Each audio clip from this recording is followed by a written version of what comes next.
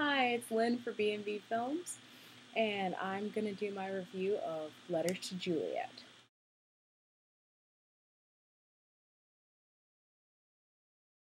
Letters to Juliet is a movie about a young American woman that goes to Italy with her fiance, and while there she finds a letter in the wall where people leave letters of desperation for Juliet that they usually get answered, and she decides to answer this letter that's been sitting there for over 40, about 50 years.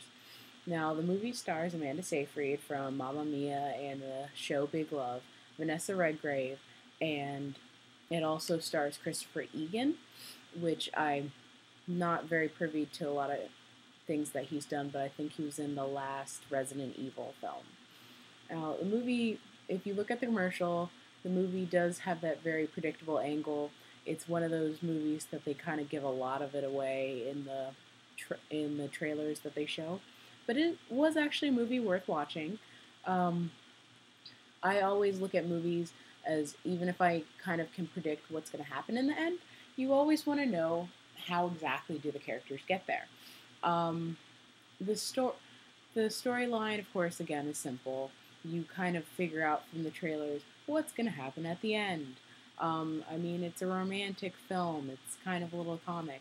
You know this, that, and the other. Even though I'm not going to say it, I'm pretty sure you can guess what's going to happen.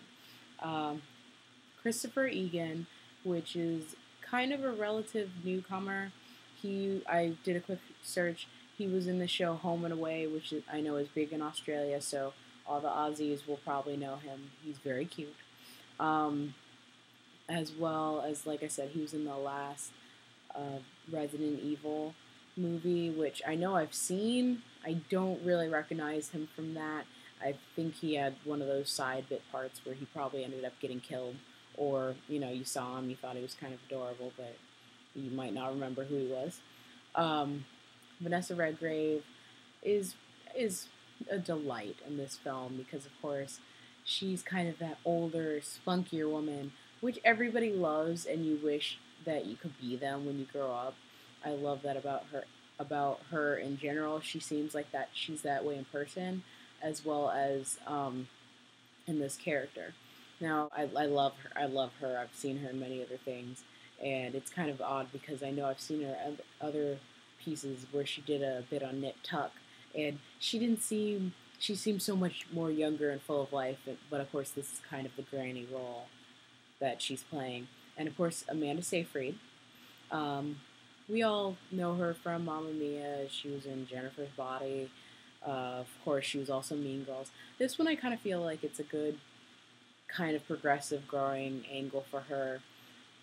It's not that difficult of acting skills, It's a romantic film, and almost anybody can throw into these films and kind of get away with it. But I think she did bring a little something special and of her own to the world that I enjoyed a lot.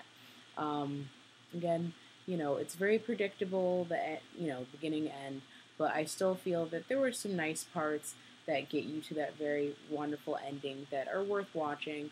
You don't have to go out and see this in theaters. You can wait for it to rent. But if you go and see it, it's still going to be a nice little movie.